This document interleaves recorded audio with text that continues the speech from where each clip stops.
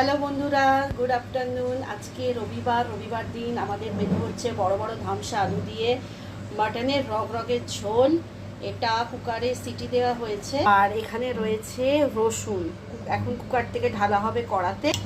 আর এখানে তুলে রাখা হয়েছে রাত্রের জন্য। আজকে বলেছি রুটি খাবো না, আজকে খাবো পাউরুটি। পাতলা মাংসর ঝোল দিয়ে পাউরুটি খেতে খুব ভালো লাগে।